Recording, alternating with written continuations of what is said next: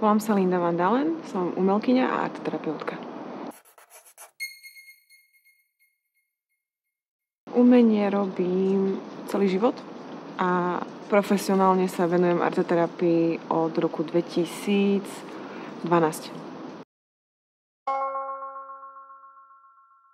Dobiť Biennále. Moja víziou je otvoriť vlastné arteterapeutické centrum v Košiciach. Mám skvelých ľudí okolo mňa, ktorí ma inšpirujú a posúvajú vpred, ako je môj priateľ Jozef Žeran a napríklad Matej Ivan a Michala Bodková.